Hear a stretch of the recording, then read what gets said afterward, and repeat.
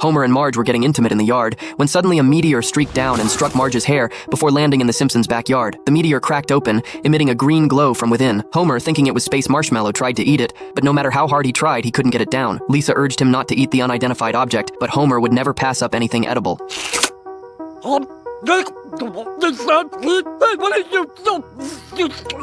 The next second, the mysterious substance flowed out of Homer's nostrils. After he inhaled it back in, it oozed out from both ears. Finally, with great effort, Homer managed to suck the strange substance back inside. Late at night, Homer's stomach kept rumbling. He was absolutely starving and even wanted to eat while using the toilet. Homer climbed into the refrigerator and devoured every bit of food in the house, yet he was still ravenous. At that moment, Bart appeared before him. Homer looked at his son with a sinister grin, then grabbed Bart and stuffed him into his mouth. Fortunately, Marge discovered this just in time, saving Bart from being eaten. Meanwhile, cat meows could be heard coming from Homer's belly. No, just guess. By now, Homer had grown so fat, he could barely walk. While searching for food on the street, he spotted a group of people at a party. Teenagers. Some young people were spraying barbecue sauce on each other when one of them lost his balance and fell into the fire pit. Homer immediately seized the man and devoured his kidneys. Terrified by the sight, everyone fled. Extra virgin. Homer had now grown so massive that his clothes burst open. He saw a group of Germans guzzling beer on the street and promptly grabbed one of them and swallowed him whole. One after another, Homer's stomach seemed like a bottomless pit. Must eat more fat people. They got 'em in America. Homer transformed into a gigantic monster, snatching people off the streets to eat. He specifically targeted the plump ones and could sometimes swallow 4 people at once. Homer's rampage caused panic throughout the town. The police went all out to stop this monster, but Homer showed no fear. He could now peel back car roofs to grab people inside. Suddenly, Homer's doctor called out to him, urging him to stop this eating spree. But in Homer's eyes, the doctor was nothing more than a box of toffee. Left with no choice, the doctor summoned Homer's family to intervene. The moment Homer saw Marge, he wanted to be intimate with her.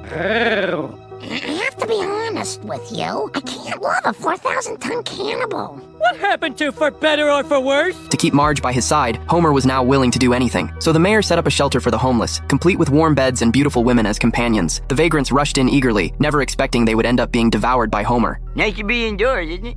Homer's car hasn't been washed in 10 years. This day, he drives it to a car wash where the entire process is completed by an automatic washing machine.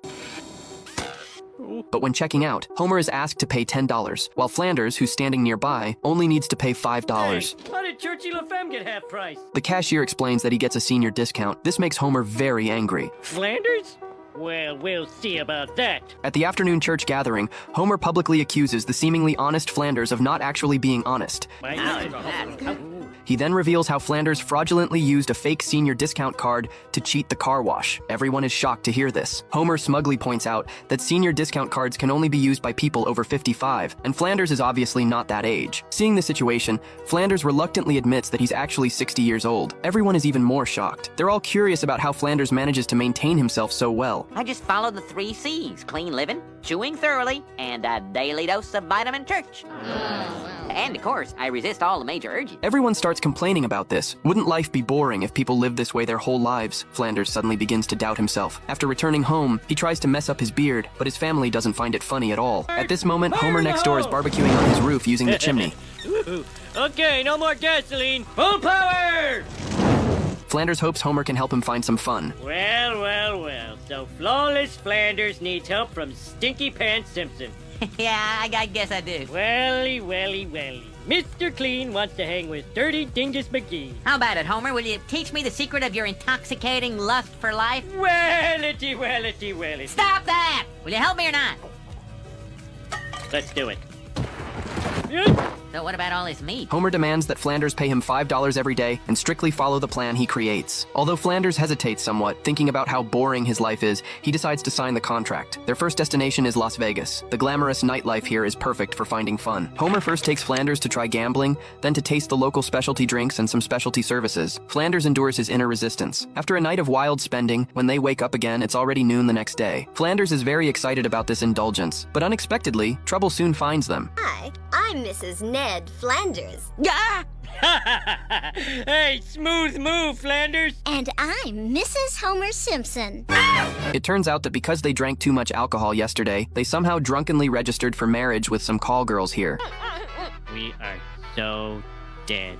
Homer's meticulously crafted rocket exploded before he could even press the launch button. The huge impact blew Milhouse's eyebrows off. Homer was unwilling and made another rocket. Without any accidents, the rocket will explode again. At that moment, the Flanders house launched a rocket of their own. What was even more impressive was that their rocket could return to its launch position automatically. Wow! Did you see that yaw control? I have eyes, don't I? Homer then recruited 3 college students to help him build a rocket. Before long, they had completed it. Homer gathered them together, then promptly sent them away. Now, everything was ready except for an astronaut. Bart found a hamster to serve as the astronaut. The hamster confidently walked into the rocket's interior. Homer counted down and pressed the launch button. The rocket was propelled into the sky by powerful thrust. Homer felt incredibly proud watching the rocket ascend. Due to the rocket's tremendous speed, the hamster's face became distorted inside. Suddenly, Bart noticed the rocket had veered off course. Homer immediately used the walkie-talkie to instruct the hamster on what to do. The hamster looked at the control panel and pressed the eject button. The hamster was ejected and landed successfully. However, the rocket continued to drift off course. Homer quickly pulled out a gun and fired at the rocket. The rocket ultimately crashed into the church, and the bullets destroyed it as well. This is the worst thing you've ever done. You say that so much it's lost all meaning. The church had been reduced to ruins, but repairing it would require substantial funds that no one had. Just as the pastor was worrying about what to do, Mr. Burns appeared before everyone. He proposed to purchase the church and operate it as a commercial venture. The pastor had no choice but to agree. Excellent. Go! You'll get yours. 3 weeks later, the Simpson family arrived at the church. They discovered that the walls were covered with advertising billboards. Bart even made faces at a painting of Jesus. Do a nice one for Grandma. Fine. Lisa could no longer tolerate the environment. Although Burns had renovated the church, Lisa believed this had sold out the church's soul. She vowed never to set foot in the church again. I don't know how to feel. You should be very upset. Got it. Oh! How is that? A little much. Oh! Wow. Back home, Lisa searched through books for a new religion to believe in, but despite flipping through all of them, she couldn't find anything suitable. Then she spotted the Springfield Buddhist temple on the street. After entering, the master gave her a pamphlet. At home, Lisa read the handbook carefully. After finishing it, she decided to convert to Buddhism. The next day, Lisa planted a Bodhi tree and meditated beneath it. To make Lisa return to Christianity, Marge made Lisa's favorite Christmas cookies. But realizing that Lisa didn't believe in Christmas, she dumped the cookies in the trash. All right, trash cookies. Uh-oh, I think I ate a dog food lid. On Christmas Eve, they prepared gifts for Lisa, but she insisted she wouldn't be bought off by presents. However, when she saw the gifts, she was instantly drawn to them. Just as Lisa was about to accept the candy Maggie handed her, she saw the pastor outside the window. Lick it. Lick it. No! Lisa rushed to the Buddhist temple and told Richard Gere about it. Richard explained that Buddhism respects religious diversity and that practicing Buddhism doesn't conflict with celebrating Christmas. So Lisa returned home and celebrated Christmas with her family. Hey, where's my pony? Yes! Merry Christmas to us all! I'm serious, make with the pony. And a happy, healthy New Year! Homer took out a sausage from the refrigerator, but the garbage can couldn't hold even one bit more weight. He could only pretend the packaging was a report card and stick it on the refrigerator. But unexpectedly, just as he turned around, he accidentally knocked over the garbage can directly, because the rule was that whoever filled it last had to take out the trash. Homer could only reluctantly pick up the garbage can, but because it was too full, the garbage water spilled out. Just at this moment, the garbage truck arrived. Hey, wait! Stop! I have garbage! Oh, you guys are the lousiest garbage men ever! Yeah, I'm talking to you! You trash-eating stink bags! Homer didn't expect that they happened to hear him cursing. The final result was that both sides got into a fight, and the garbage workers would never collect the Simpson family's trash again. This was a troublesome matter. Lisa suggested he'd better go apologize to the garbage workers. I never apologize, Lisa. I'm sorry, but that's just the way I am. From that day on, Homer threw all the household garbage outside, whether it was kitchen waste or Maggie's diapers. None of it was allowed to go in the garbage can. Marge could only have the children prepare before going out. When the rats were distracted, they needed to rush to the street at the fastest speed. But this morning when Homer just got up, he discovered that the garbage outside had disappeared overnight. He was excited, thinking he had won this battle with the garbage workers, but actually Marge had written an apology letter to them in Homer's name. You signed my name? So Homer went to City Hall. He demanded that the sanitation commissioner withdraw his apology letter, but the other party said they had no time to joke around with him. Homer was very angry about this and decided to run for sanitation commissioner to replan Springfield's garbage disposal rules. He put on a suit and gave a speech in the town center. But aren't you tired of waking up early and dragging the garbage to the curb? Yeah, that's so annoying in the morning. Aren't you tired of having to peel that last snotty Kleenex from the bottom of your wastebasket? I'll say. Well then, can't someone else do it? It must be said that Homer had some talent in this area. On the night of the official election, the sanitation commissioner's lateness made the residents dissatisfied. Little did they know that Homer had secretly cut his brake lines. Well, then you should have been early. Got you there, eh? Throughout the event, Homer's various grandiose speeches made the residents very excited, although the sanitation commissioner reminded them that basically none of these policies could be accomplished. Homer still won the election with an overwhelming advantage, and since he came to power, Springfield's garbage disposal really underwent a qualitative change. Although the residents were flattered, they also acknowledged Homer's dedication. But soon, the mayor came knocking. You spent your entire year's budget in a month. Your department's broke. Oh no! Smart Homer thought of a solution the next day. He pacified the garbage workers' agitation with a box of cash. As for the source of this cash, his family could never figure it out. So Homer brought them to the outskirts of Springfield. Here, garbage trucks from various cities continuously delivered garbage. It turned out Homer had agreed to help them dispose of garbage for a fee. As the garbage accumulated more and more, the land beneath Springfield was becoming saturated. This day, when Homer was playing golf with the mayor, suddenly, a bump appeared on the ground. Then came the second one, the third one.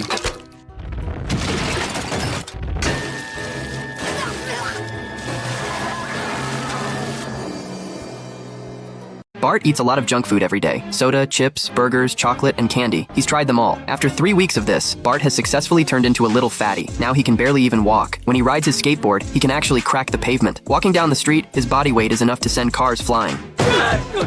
One day, Bart feels a sharp pain in his chest. It's like his heart is being squeezed tight by a pair of pliers. The next moment, Bart collapses on the ground, struggling to breathe. You can fight this! Do the Bartman! Do the Bartman! Why don't you dance? Dance! After examining him, the doctor says Bart has heart disease, and it's all his own doing. His pulmonary arteries are clogged with malted milk balls, and there's even a huge lump of toffee in his stomach. The doctor warns Bart that after he's discharged, he must diet and exercise. If he keeps eating like this, the consequences will be severe. But when Bart gets home, he goes right back to eating junk food. He completely ignores the doctor's advice. To help Bart eat healthier, Marge buys some low-calorie foods for him. Bart refuses to touch any of it, but to avoid hurting Marge's feelings, he takes a bite.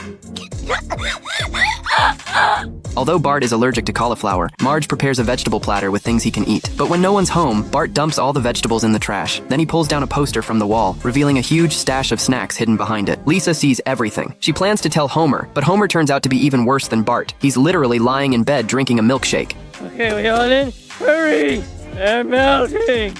Maybe Mom's the way to go. One day, Bart comes home from school. He's still eating junk food every single day. To keep his family from finding out, he even throws his trash in the bushes by the front door. But when he opens the door, he finds a crowd of people surrounding him. What the family? They're there to warn Bart about the dangers of binge eating. If Bart keeps this up, his health will seriously suffer down the road. But Bart doesn't care at all. He escapes right through the window. What he doesn't expect is that professional child catchers grab him immediately. They're taking Bart to a fully enclosed fat camp. I'm not fat!